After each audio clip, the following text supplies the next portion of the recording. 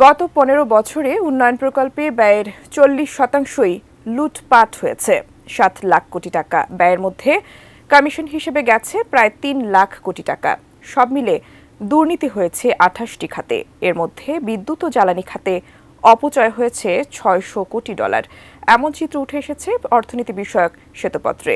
মাহাদি সেকেন্দারি রিপোর্টে বিস্তারিত। বিগত আওয়ামী লীগ সরকারের ১৫ বছরের শাসনামলে নেওয়া হয়েছে নানা ধরনের মেগা প্রকল্প। তবে বিদ্যুৎ ও জ্বালানি খাতে বিগত সরকারের ছিল বিশেষ মনোযোগ, নির্ভরতা ছিল এলএনজি আমদানিতেও।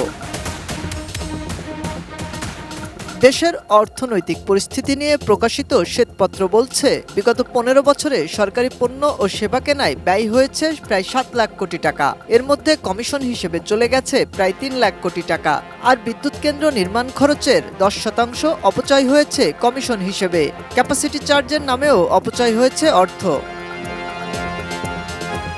শ্বেতপত্র প্রণয়ন কমিটির সদস্যরা বলছেন, বিদ্যুৎ ও জ্বালানি খাতে সরকারের ভুল নীতি ও পরিকল্পনা সুযোগ তৈরি করেছে দুর্নীতির। বিভিন্ন কন্ট্রাক্টের উপর বেস করে এবং ফসিল ফুয়েলের উপর নির্ভরশীলতা রেখে দেশে গ্যাস এক্সপ্লোরেশন সেভাবে না করে এবং বিপিসিকে একটা মনোপলি একটা প্রতিষ্ঠান হিসেবে দাঁড় করিয়ে রেখে আমরা দেখেছি একটা ব্যাপক একটা দুর্নীতির ক্ষেত্র সেখানে সৃষ্টি হয়েছিল।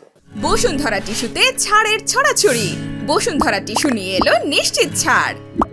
তাদের মতে বিগত সরকারের দুর্নীতি দুর্বল করেছে দেশের অর্থনীতিকেও। মেগা প্রকল্প যেগুলো সেটাও যেমন আছে, ব্যাংকিং খাত থেকেও আমরা দেখেছি বিপুল পরিমাণে টাকা ঋণ নিয়ে সেগুলো আর ফেরত দেওয়া হয়নি। এই সমগ্র বিষয়গুলো দেখিয়েছে যে আসলে দুর্নীতির মাত্রাটা কতটুকু।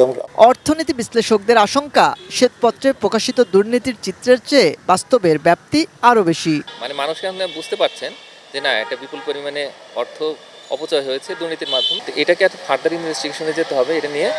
দুর্নীতি করতে আমলাদের যোগসাজশে প্রকল্প ব্যয় বাড়ানোর ঘটনা উদ্বেগেরও। রাজনীতিবিদ এবং এই যে প্রশাসনের কিছু দুর্নীতিবাজ ব্যক্তি তারা কিন্তু একাকার হয়ে গেছে এবং এখানে রাজনীতিবিদ এবং আমলাদের একটা অংশ তারা কিন্তু হাত ধরাধরি চলছে। এইটা দেশের জন্য অত্যন্ত ক্ষতিকর। শ্বেতপত্রে উঠে আসা চিত্র আমলে নিয়ে পাচারকৃত অর্থ ফিরিয়ে আনার তাগিদ তার। দুই দল মিলেই কিন্তু অর্থ পাচার করছে। মাহাদি সেকেন্দার, এটিএন নিউজ, ঢাকা।